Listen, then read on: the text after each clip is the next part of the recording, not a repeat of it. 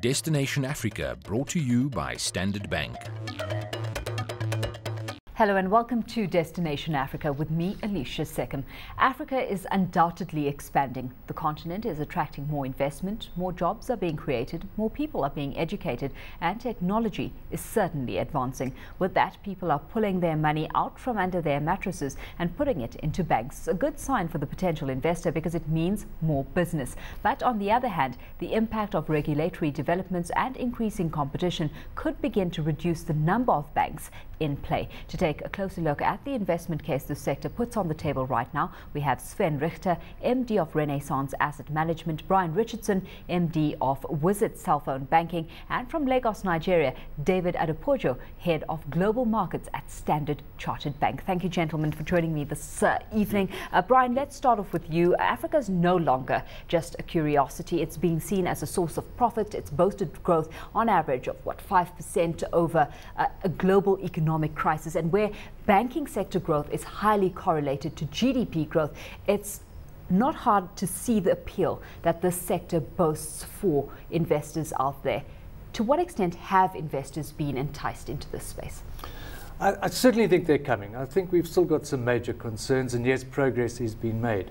But if we look at the unbanked segment of the market in Africa, a continent of 1 billion people, 700 million still don't have access to financial services, despite the fact that we've got 500 million people, if you believe the reports, that have access to cell phones and cell phone technology. So there's certainly an opportunity there. At any one point in time in the South African context, $2 billion under mattresses. We need to get that out from under the mattresses, as you said in your intro, and get it into the banking system. But we have got some regulatory challenges. Banking is a highly regulated industry.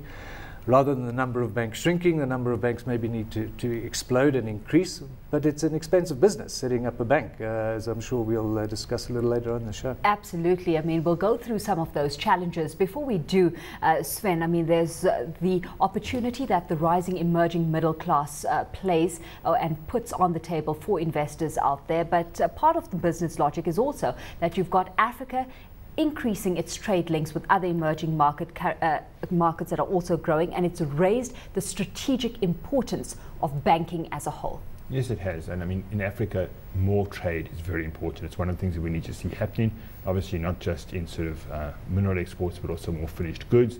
And, you know, we need banks there both to facilitate that trade, but also in terms of finished goods, to be able to lend in money to people who start factories and start businesses. And in terms of that, I'd like to pick up on one of the things that was said by my fellow guest here, where banks in the past really only collected deposits and lent them to the government in terms of government debt, and that was sort of 15 years ago the story. Now the business model has changed and they lend to people, so people are able to start businesses, start manufacturing businesses, start retail businesses, and I think that's also very, very important for the development of Africa. That's the kind of scenario, David, that's enticing investors our way. Just how easy, though, is it setting up shop to leverage off the opportunity and the potential? Yeah, just talking about Nigeria, Standard Chartered Bank has been in Africa for over 150 years. We came back to Nigeria about 11 years, and I think one of the major challenges that you do face when you're starting up a business here is the cost of doing business, which is relatively high. But you still have to look at this in the context of the opportunity. We look at Nigeria and Africa in general as actually as a talent pool for the rest of the group. We have very talented people that can help you navigate the environment here. And you also have to look at the opportunity on the revenue side. So Africa and Nigeria is growing at over about 7% GDP, which is one of the highest growth rates in the world. And it's projected to continue growing like that up to 2020. So I think the opportunity is huge, and it justifies the cost of setting up business in the African continent. So where the opportunity is outweighing the challenges at this stage, I mean, if we hone in on Nigeria specifically, David, it once seduced Western investors, and then it suffered a crisis of its own that started back in 2010. We had the new CBN agenda clean things up in a very big way over on that. And what's your assessment of the playing field that Standard Chartered operates in over in Nigeria, because one can only assume it's become increasingly competitive? Yes, and just apart from the playing field, I think what we first need to do is to commend the central bank on the very bold steps they took to clean up the industry. You hear about the lost decade in Japan, which was partially caused by not dealing with a debt problem in the banks, which we have dealt with. And I think one question we need to ask ourselves, has that been successful? And I believe it has. Some things you can look at are the fiscal cost. We set up a bad bank called AMCON, which is basically funded by the banks. So the banks created the problem and the banks are paying for the problem, which is a good thing. The other things we need to look at are capital and liquidity, which are very important. So the capitalization of Nigerian banks, now the capital liquidity ratio of Nigerian banks now is about 17.6%. This is up from about 4.3% in 2010. And it compares favorably with Europe, which is in the mid-teens. So I think that's a good story, and that's a base for growth going forward. And the same thing with liquidity, where we now have liquidity ratios of about 40%, which are also relatively high, and non-performing loan ratios of about 17%. So I think the banking sector is actually reformed, and the true test of the success of this is going to be how does it affect the man on the street? Is there going to be more credit to people on the street, more products, and more financial innovation and inclusion? It certainly sprouted, Sven, a bit of an evolution in terms of the perception of Nigeria and doing business in Nigeria. I mean, the crisis was relatively short-term. If you look at the long-term impact that cleanup exercise has managed to have, it's changed sentiment towards the Nigerian banking scene in a very big way. And one's also got to assume in this light that it actually outweighs the crisis that it did start off with initially.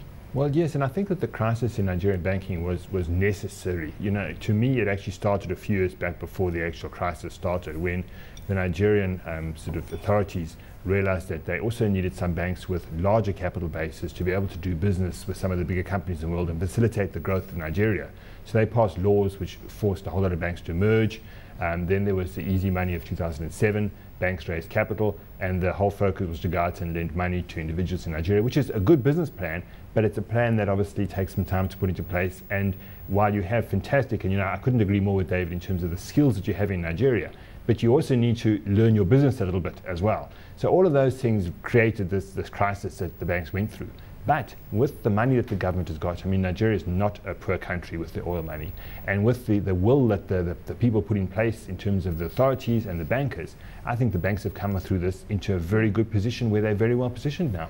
Brian, it places emphasis on the need for strong, efficient, transparent regulatory systems. I mean, South Africa's banking system, for example, has been relatively well shielded, and it's largely on account of the good regulatory environment that we've got around us. Yet worldwide, regulatory oversight continues to be one of the top concerns of banks out there. Is it warranted, given the kind of turmoil that we've seen in the global financial arena because of lack of oversight? Yeah. Look, it's an age-old debate, and whether the goals of financial inclusion are at total odds with regulation is a moot point. I think there's a very strong argument to say that they are not necessarily mutually exclusive. But if you look at regulation in its strictest sense, and we talk to regulators around the globe, none of them will say that the regulation is there to make it more difficult or more onerous to bank the unbanked. But I don't know if any of you have tried to open a bank account recently. Short of giving blood samples and DNA, I promise you it's not the easiest thing to do in the world. So we need to balance these two goals. And yes, we are advocates of regulation. We're advocates of a risk-based approach. And without being cynical about it, one does have to ask the question, you know, how much money laundering and funding of terrorist activity is a farm labourer based in a rural area actually going to do that is earning $100 a month? So let's take a pragmatic approach. And it's not to make light of the crimes. I'm certainly not trying to do that by any stretch of the imagination. But the cost of the regulation, the cost of running banks, as David said, adds to the cost to the end user at the end of the day. And the end user, whilst they might not be, and one of the points I want to touch on is financial literacy, they mightn't be that financially educated or sophisticated. But one thing they're not is stupid. And they weigh up the costs of money under the mattress versus cost of money in a bank. The mattress wins every time. Yeah. And it's not only for the consumer, it's for the bank as well, Sven, because, I mean, of course, the risks include higher cost management destruction, constraints on profitability, bottom line. Yep. Yes, I mean, look, I think costs are a very big issue, and you know, I would think that you almost have to have different regulation for different banks. I mean, a bank that does international business, that is involved in huge sort of financial derivatives and that needs very strong regulation. Someone that's collecting 100 Rand from sort of someone who is not, he can just is functionally literate but not completely illiterate is a very different market. And also the costs of going to those areas where it takes ages to get there, where you can't have a full branch because you don't have thousands and thousands of customers, you need to have these type of things. You know, for instance, in Nigeria, you have a couple of the older banks in Nigeria which have a large branch network, and it's potentially hugely positive for them. But it's also quite a constraint as well, because some of them are operating branches in areas that are very, very far away from where they would want to have a branch, but they're not allowed to shut down the branch because the government is obviously concerned about access for their customers. So if you replace that with some sort of electronic format and some sort of lighter touch, maybe you can actually reach out to more people and do more benefit for the economy. Yep. And that part of the evolution of banking. I just want to ask David, you know, I mean, we've got on that regulatory front the introduction of Basel III, expected to have, an extreme impact on the trading book and funding models of banks moving forward, and this on a worldwide basis. I mean, how are you viewing that introduction and the impact it's set to have on your business model that's currently at play? Okay, I think across our group, right, we're already positioned for Basel III, and we have been working very close with the regulators, and we're ready for that. Specific to Nigeria, we just came out from a banking crisis, and there's some statistics I rolled off where I think those have been a bit more important for us. One, talking about liquidity and talking about capital. And then what Basel III tries to do is to look at these ratios and say, do they really work? Is the quality of capital that banks have good enough to absorb losses, and how are we going to improve that? We talk about AD ratios on liquidity. Is that a sufficient metric? Should we look at the duration of that liquidity, and if the balance sheet has enough liquidity to absorb shocks in the entire market? So I think we've gone through the first stage of getting our balance sheets okay in the banking system in Nigeria, and I think the next stage in the next couple of years, the next 1 or 2 years, is to actually start looking at the quality of capital and also the quality of liquidity. Well, Brian, I guess it's also important to make a differentiation between, concerns about regulatory reform and then concerns about political interference. I mean, there's a strong distinction there. I mean, according to the latest Banana Skin survey by PwC that was done, political interference ranks number 5 of the top concerns globally. I mean, the report suggests that the reason could be intrusion by governments, in banking, and that it's going to be a fact of life moving forward. How do you draw that distinction? Can you? Yeah, with difficulty, and I can understand both ends of the scale here in terms of the banks and their traditional model, which is bricks and mortar based, as Sven has said, versus government and a focus on financial inclusion. And it's a very difficult thing to marry, and I think government is rightly saying, well, if the traditional banks are not going to put some emphasis and focus on that, maybe we have got to do it ourselves. So at what point do they get involved and wield a big stick, or come up with an alternative to try and focus? As I say, our focus is on financial inclusion, so my comments would be directed more at that level. But I think there's going to be increasing pressure.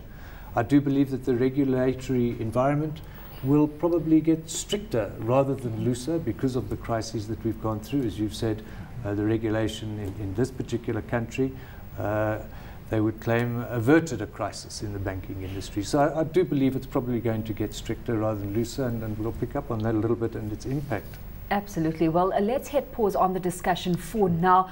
Sven and Brian will be staying with us for more chat, but we'll be saying goodbye at this point to David Adepojo, head of global markets over at Standard Chartered Bank. Of course, he joined us from our studios in Lagos, Nigeria. When we come back, Citibank's East Africa CEO joins the discussion from Nairobi, and we'll be delving further into issues around investing within the banking space on the African continent. So don't go away.